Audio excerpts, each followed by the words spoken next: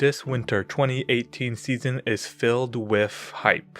From a show that has garnered at least some notoriety over the months before its airing, to a show being created by a smorgasbord of talent spanning AO and Trigger, along with some carryovers that have been killing it. But among all of these shows is a huge span of slice of life shows that I think are littered among practically any season we're in. Despite what these kinds of shows might garner in being so oversaturated at this point, they still hold great value for me. Surprisingly, they can be really endearing and at times profound in their subject matter while also containing lighter elements that allow them to retain that slice of life atmosphere that we're so familiar with. And it's these lighter shows and relaxing romps that I really enjoy. Slice of life is my favorite genre, not necessarily for being segmented and cast into this widely accepted trope, but for its versatility and resemblance to realism. So while waiting for a few more episodes to pop out of the bigger shows that I might want to talk about, I've decided to hunker down and look at the large collection of lighter shows that I've so happened to stumble upon this season.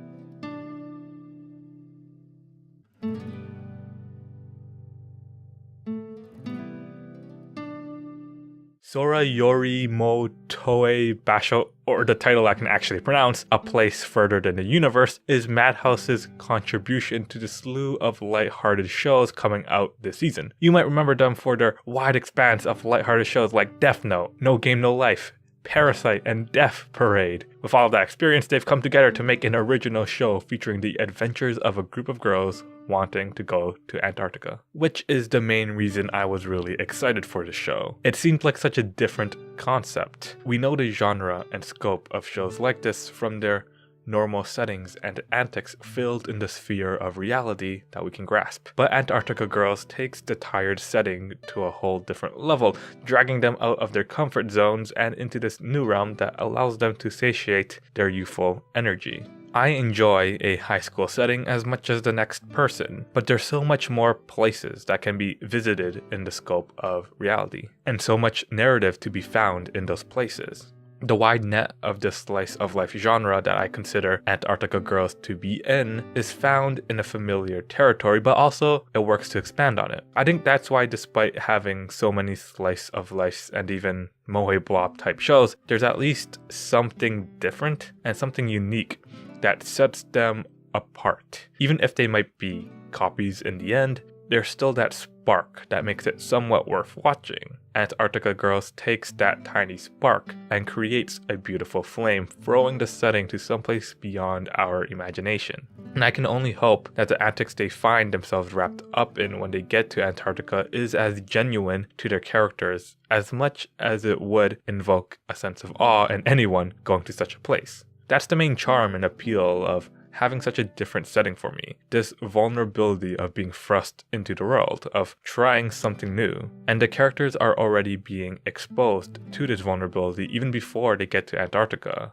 But of course, they each experience that vulnerability differently. Each character comes together under the banner of going to this mystical and uncharted territory, but they all have their own personalities and desires. The cast is vibrant in this way, allowing for the overarching narrative to blend with their own personalities and to really bring them out as people with actual problems. They're so well defined from the very beginning that it really drew me in to want to see them succeed and develop. That's an important aspect with shows like this, to showcase the characters as people. The show gives no holds in characterizing everyone and really making them unique, creating a fun and interesting dynamic between the cast. It really does just feel like a group of friends who have no idea what they're doing, but are going with the flow of life anyway, and are enjoying themselves while they do. And along that journey is their own desires that make each of their stories meaningful and have weight.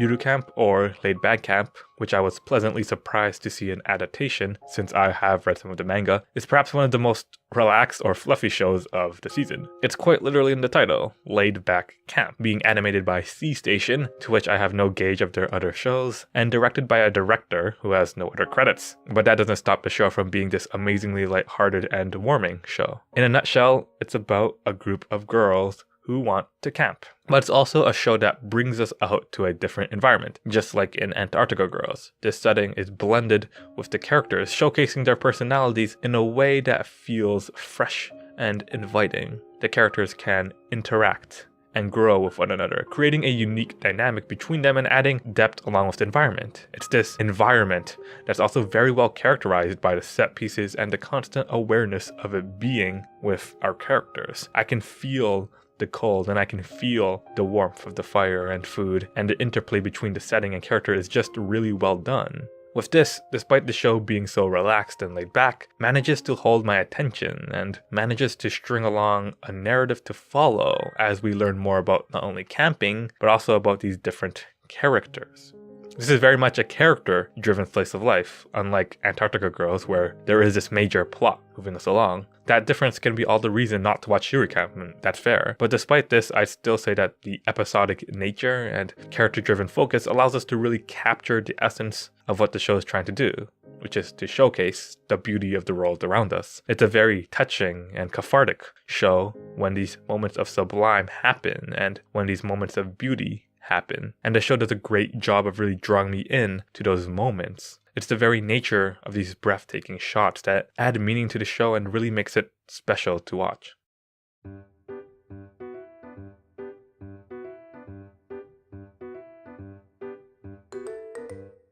Karakai Jozu no Takagi-san, or a non-butcher title, Skilled Teaser Takagi-san, is an aptly named manga adaptation about teasing. By all means, I can see how the show can be an easy skip fodder, since it appears to be this middle school romance slice of life show. And by all means, it kind of is, with no real plot or overarching narrative and nothing out of the ordinary in terms of setting. However, this character-driven slice of life has an immense charm that I just can't ignore. Takagi and Nishikata have such a fun and refreshing dynamic that I'm not often exposed to.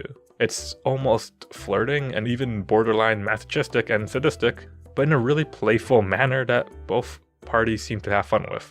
They bounce off of one another in a game of cat and mouse where expectations are flipped.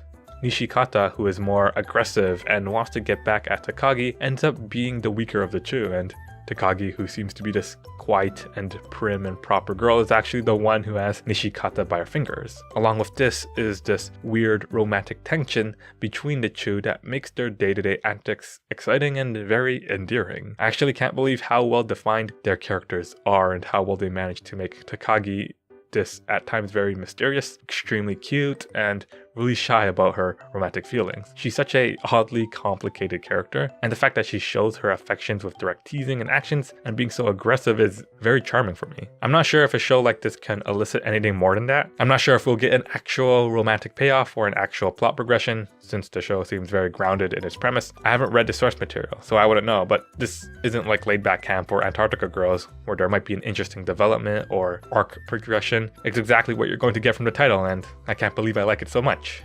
Granted, I'm probably also a masochist.